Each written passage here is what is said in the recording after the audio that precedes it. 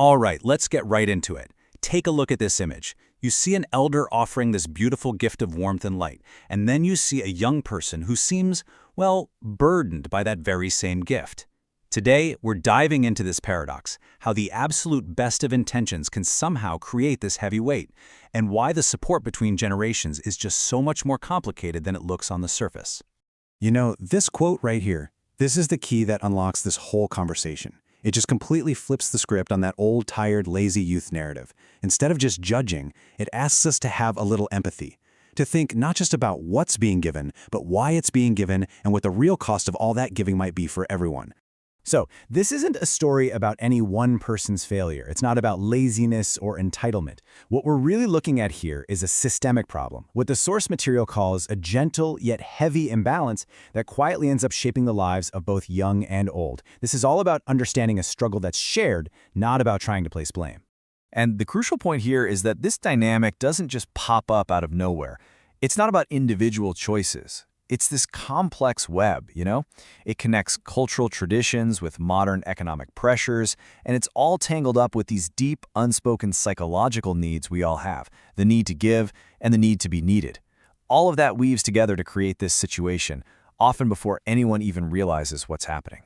Now, to really get what's going on in the head of a young person who's caught in this cycle, we kind of need some new words. The term you might hear a lot, lying flat, well, the sources we're looking at argue it doesn't quite capture what's happening. It's something deeper, more passive. And here is that new word, a really critical distinction, rotting. See, this isn't an active choice, like deciding you're going to give up. It's more of a passive condition. It's a state where the actual will to try has kind of dissolved, where the capacity to even start trying has faded away. This chart just lays it out so perfectly. On the left, lying flat, that's an act of will. The engine's still working. You've just made a conscious choice to turn it off. It can even be a form of protest. But rotting on the right, that's a state of being. The engine itself has seized up. The will isn't just turned off. It feels like it's gone entirely.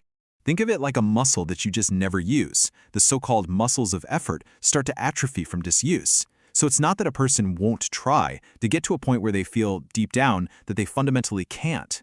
The desire might still be there somewhere, but the ability to act on it just feels gone. So the big question is, how does this even happen, right? How does a person's will just dissolve like that?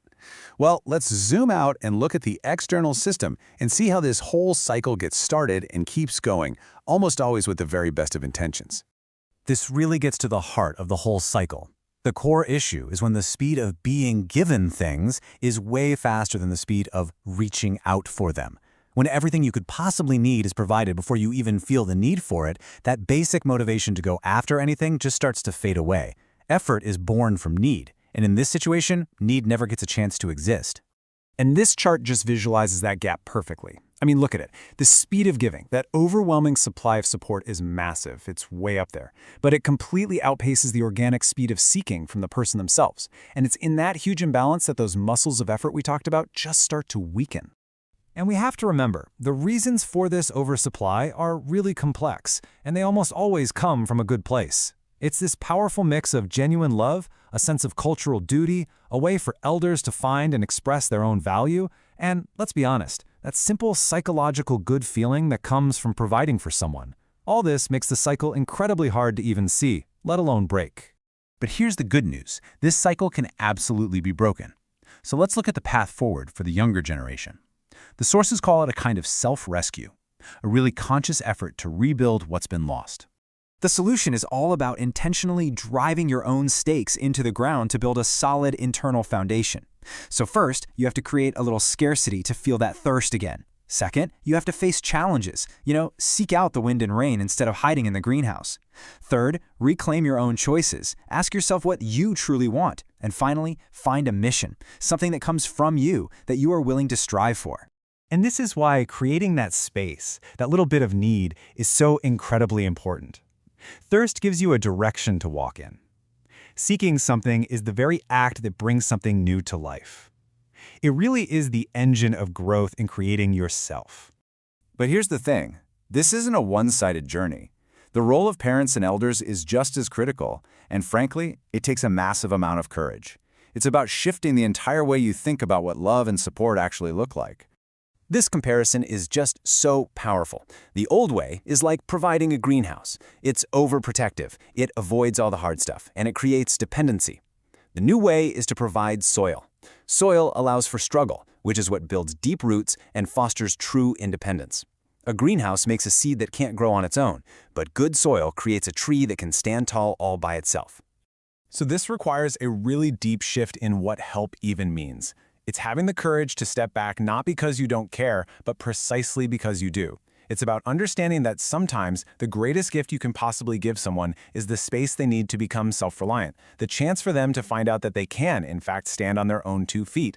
Because ultimately, when it all comes down to it, there is only one person who can build your internal foundation, your inner strength, and that person is you. That's the fundamental truth here. It's an inside job.